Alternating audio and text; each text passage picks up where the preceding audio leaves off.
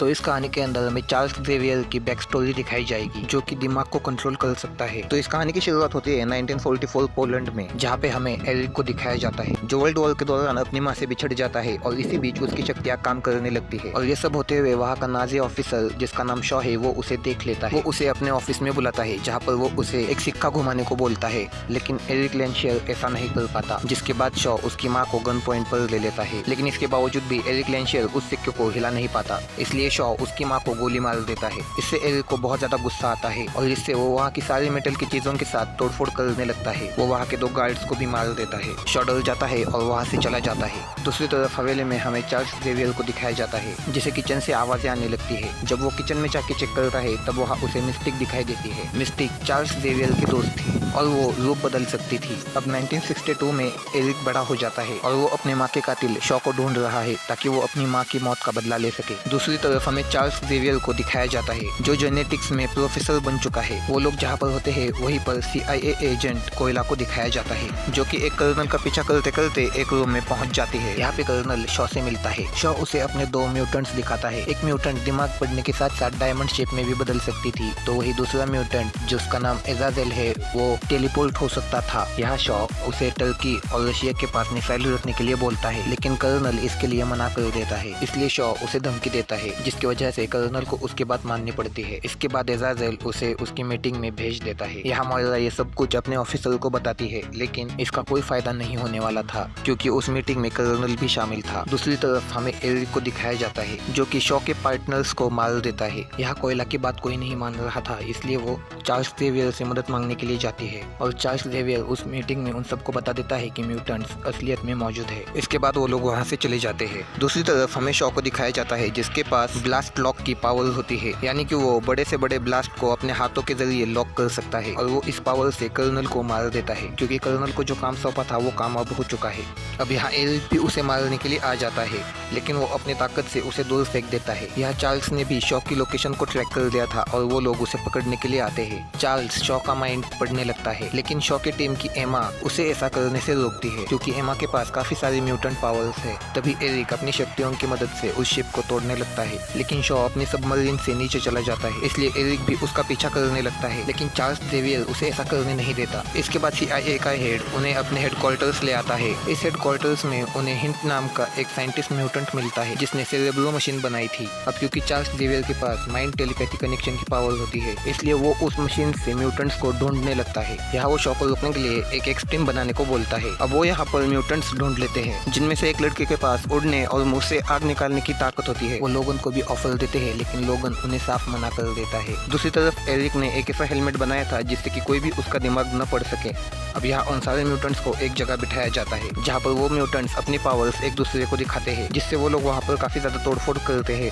अब यहाँ मोइरा को पता चलता है कि शॉ की साथी एमा रशिया के एक ऑफिसर से मिलने जा रही है, इसलिए चार्ल्स जेवियर की टीम चुपके से उनका पीछा करती है। लेकिन एरिक शॉ से बदला लेना चाहता था, इसलिए वो सोल्जर्स के सामने आ जाता है और उन्हें मार देता है। वो दोनों जब अंदर जाते हैं तब एमा अपने डायमंड के रूप में होती है, इसलिए चार्ल्स उसका दिमाग नहीं पढ़ पाता, लेकिन बाद में वो लोग उसे टॉर्चर करते हैं जिससे कि एरिक अब उसका दिमाग पढ़ पाता है। जिसके बाद उसे पता चलता है कि शॉ US और रशिया के बीच बॉम्ब ब्लास्ट करना चाहता है जिससे वो मिसाइल के जरिए सबको तबाह कर देगा, जिससे इस दुनिया पे सिर्फ म्यूटेंट से राज करेंगे। जब शॉ को ये खबर लगती है तो वो CIA हेडक्वार्टर्स आकर सबको मार देता है। में से एक म्यूटेंट शॉ की टीम में चली जाती है। इसके बाद वो एक्सट्रीम के पास आ जाता है और वो यहाँ चार्ल्स के सभी म्यूटेंट्स को मार देता है। ये खबर चार्ल्स को भी पता लग जाती है। अब यहाँ का एक ऑफिसर शॉ के कहने पर रशिया के बॉर्डर पे मिसाइल लगा देता है। अब यहाँ चार्ल्स अपनी बची हुई टीम को ट्रेनिंग देता है। यहाँ पर एक म्यूटेंट का नाम बासी था जिसके चिल्लाने से वो हवा में उड़ सकता था, तो वही एरिक को चार्ल्स टावर को कंट्रोल करने को सिखाता है, लेकिन एरिक ऐसा कर नहीं पाता। इसके बाद चार्ल्स उसे अच्छी बातें याद दिलाने को बोलता है, जिसके बाद एरिक अपनी माँ को याद करने लगता है और उसके बाद वो उस टावर को हिलाने में कामयाब हो जाता है। इसके बाद हमें हैंक को दिखाया जाता है जिसने मिस्टिक के खून से एक ऐसा DNA बनाया होता है जो कि किसी भी म्यूटेंट्स के अंदर जाते ही वो म्यूटेंट इंसान में बदल जाएगा। वो ये मिस्टिक को भी देना चाहता था, लेकिन मिस्टिक मना कर देती है, इसलिए वो ये एक्सपेरिमेंट खुद के ऊपर ही कर देता है। है और ये दवा अपना साइड इफेक्ट दिखाना शुरू कर देती है। दूसरी तरफ एक्स टीम बिल्कुल तैयार थी और कुछ देर बाद यहाँ पर हैंक भी आ जाता है, जिसका शरीर अब पूरी तरह से बदल चुका था। अब यहाँ पे पूरी एक्स टीम शॉ के प्लान को रोकने के लिए चली जाती है। तो वही रशिया वाले अपना मिसाइल यूएस पर छोड़ने के लिए तैयार थे, लेकिन तभी एक्स टीम वहाँ पर आती है और चार्ल्स जेवियर रशिया के एक ऑफिसर का दिमाग कंट्रोल कर देता है, जिससे कि वो रशिया के मिसाइल्स अपने ही शिप पर डाल देता है। इसके बाद बासी शॉ की शिप का पता लगा लेता है। यहाँ पर शॉ अपने म्यूटेंट्स को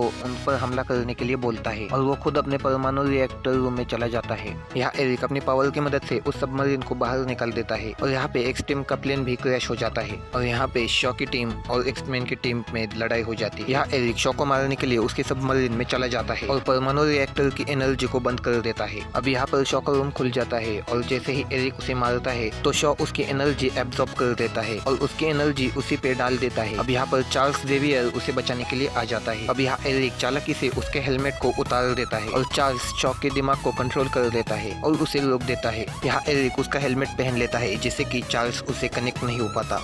यहाँ एरिक शॉ का सिक्का उसी के दिमाग में मार देता है, जिससे शॉ मर जाता है। इसके बाद वो सब लोग आइलैंड पर आ जाते हैं। यहाँ पर यूएस उस आइलैंड को तबाह करने का ऑर्डर दे देती है, लेकिन एरिक उनका मिसाइल उन्हीं पर छोड़ देता है। लेकिन चार्ल्स जेवियर ऐसा होने नहीं देता, वो उन मिसाइल को रोकता है, जिससे इन दोनों में झगड़ा हो जाता है और इसकी वजह से वो मिसाइल हवा में ही फूट जाते हैं। अब यहाँ मोइरा एरिक को रोकने के लिए गोलियां चलाने लगती है, जिसमें से एक गोली चार्ल्स जेवियर के रीढ़ की हड्डी को लग जाती है। अब वो मिसाइल ऊपर ही तबाह होने की वजह से वो चिप्स बच जाते हैं। चार्ल्स को गोली लगने की वजह से वो मोइरा को मारने लगता है, लेकिन चार्ल्स उसे बताता है कि ये गोली तुम्हारी वजह से लगी है। अब इस सब की वजह से एरिक समझ जाता है कि इन दोनों के रास्ते अलग अलग है, इसलिए इन दोनों की दोस्ती टूट जाती है। यहाँ पे मिस्टिक भी एरिक की टीम में चली जाती है। इसके बाद एरिक अपने साथियों के साथ वहाँ से चला जाता है।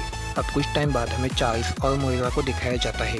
रीढ़ की हड्डी टूटने की वजह से चार्ल्स जेवियर अब चल नहीं सकता। वो मोइरा से कहता है कि अब वो अपनी हवेली को एक स्कूल में बदल देगा, जो कि म्यूटेंट्स का होगा। ये कहकर वो मोइरा की याददाश्त भुला देता है और यहाँ से ए वाले जब उसकी पूछताछ करते हैं तब उसे कुछ भी याद नहीं होता। पोस्ट क्रेडिट सीन में हमें एमा फ्रॉस्ट को दिखाया जाता है, जिसे एरिक जेल से छुड़वा लेता है। एमा जब उससे उसका नाम पूछते हैं तब एरिक उसे अपना नाम मैग्नेटो बताता है और उसे अपने टीम में शामिल कर लेता है। और इसी के साथ साथ एक्समैन सीरीज का 5th पार्ट भी यही खत्म हो जाता है। तो दोस्तों, अगर आपको ये कहानी पसंद आई हो तो चैनल को लाइक, कमेंट और सब्सक्राइब करना ना भूलें।